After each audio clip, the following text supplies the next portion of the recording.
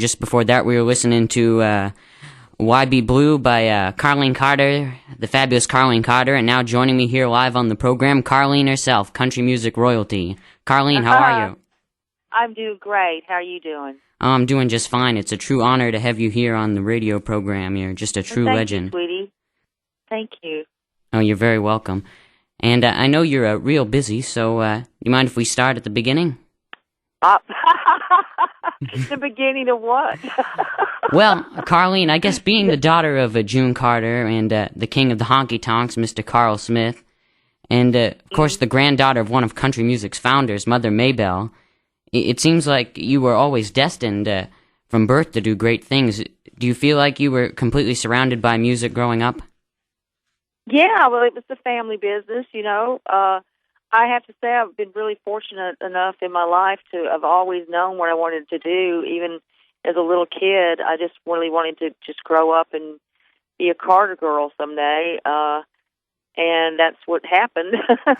So I've been able to make a living as a songwriter, singer, and artist, you know, for since I was like 15 years old. So I'm really fortunate in that and blessed, you know. I never had those moments where I didn't know what I was going to do. Now, you studied piano as a child, correct? Yeah, I did. I started playing piano when I was like 5, and I actually, when I was in 10th grade, when I finished my 10th grade year, I took my GED test and went straight to college and studied classical music at Belmont College. Wow. And that's where I, you know, really kind of honed my chops, so to speak. But my mom, you know, has really encouraged me to have something to fall back on. And so I went to college to be a teacher. And I always figured if I didn't make it in this business, you know, that I could always fall back on being able to make a living as a musician, you know, as a piano teacher, because I love kids. And I actually put myself through college teaching piano to kids under 12. I couldn't handle anybody older than that. and it was actually Mother Maybelle herself who taught you how to play the guitar, right? She gave you lessons? She taught me a lot. She taught me a lot. Mama taught me a lot. My Aunt Helen taught me a lot. My Aunt Nita taught me a lot about singing and parts and stuff. And I had the best teachers in the world, you know. It's like you can't go to college to learn that kind of stuff. No. And because the stuff that I was learning in college was a completely different kind of music. And I remember my professor at Belmont telling me, you know, you have a very interesting voice, but you'll never make it as a singer. Oh, no. Oh, come on. Well, they were all singing opera and stuff, you know. Yeah. It's so funny now that I'm married to an opera singer. Yeah. Who actually went to the Juilliard School of Music, and which is where my mother really wanted me to go, but I was just too young to go then. Yeah. Plus, I was having babies and going to school and, you know, doing those kind of things. Yeah, so where was your first public performance? If maybe you don't remember, I don't know. I do remember. I do remember. I was 4 years old, and it was in Johnson City, Tennessee, and I walked out on the stage while Mama was on stage and said, I want to talk on that. You tried to take the microphone. And I ain't looked back since. Never been any problem with talking. And you were about 12 years old when your mother married Johnny Cash, correct?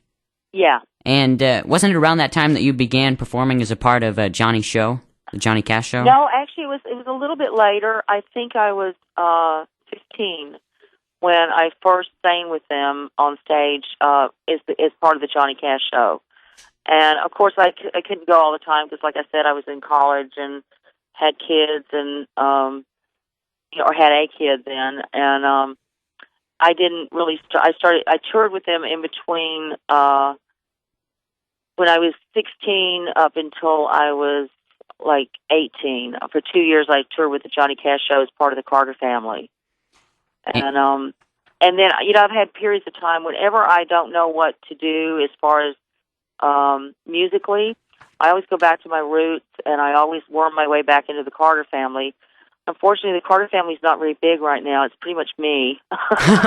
No. Well, it's me and my cousin Lori and my cousin Dale Jett and my brother John Carter. And there's not a lot of us left, but we're all trying to carry it on in our own way. And I've been really fortunate to have been able to make a living doing this, the thing that I love the most. And in the 80s, after I'd made my first 5 albums, the Carter family were with John on the road, and I wanted to get back to my roots. So I just started following them around on the road. And the thing about my family is if you're there, they put you on stage. I started singing with Helen and Anita, and of course Mom. I sang with Grandma and Helen and Anita back in the early 70s. And, before that I was just like a little kid that was just kind of a token little ha, isn't she cute? Yeah. But it was awesome, learning experience for me, and it always, it always brought me back down to where I'm supposed to be, because I've tried all kinds of music, mainly because I love all kinds of music, and it's like I write all kinds of music. It's not just country, and I get to experiment a lot, and I have to say that Warner Brothers are really responsible for that, because they were really nurturing company when I signed to them when I was 21, and they allowed me to experiment with a lot of different things before I finally realized. I had the good sense to say, you know what, I've made 5 albums that ain't happening, and they ain't happening, financially, and eventually a record company's just going to go, hey, you got to go. So I had the good sense to go back and work with the Carter family for a couple of years and get myself together as far as like what I wanted to do, and realize that where I come from is a place of the heart and not a place of the mind, because I'm pretty sharp, and as far as I can write a song about just about anything. And yeah. If you tell me right now, hey, write a song about I like the look of the hostess. You know what I mean? It's like all kinds of just about anything. I can make any kind of ditty up, but I really have worked hard at just writing from my heart and nowhere else. Now, you released your first album. It was actually a self-titled album on Warner Brothers. That was in '78, right?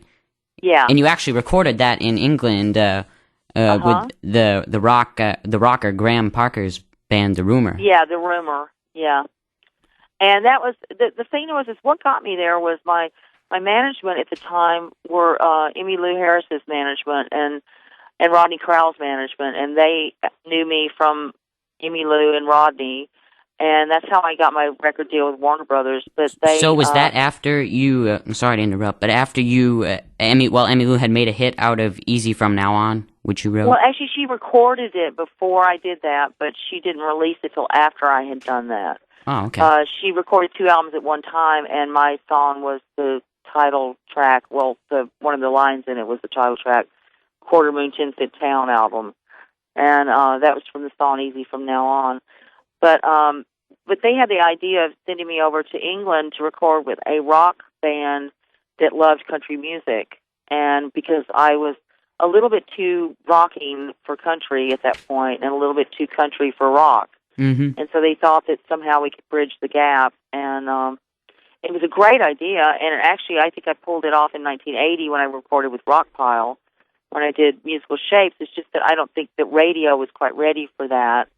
And because when after my break, after the 5 albums, of recording in England 5 albums, I went, on the road with the Carter family. When I came back to America, it's kind of a hard thing to leave your family again and say, I'm going to go do my thing. Yeah. It's kind of hard, but what I did is I went to Warner Brothers and said, I'm country now. Mm-hmm. But the thing was, I really had never changed that much. It was not that big of a change. And going back to Musical Shapes, the album was later called one of the finest country rock albums of the post-rockabilly age by Entertainment Weekly. How were the reviews at the time? Oh, man, I was critically acclaimed. Congratulations. I was critically acclaimed and financially lamed. You're rhyming right here on the spot. Honey, I can rhyme all day. I might be Snoop Dogg for all you know.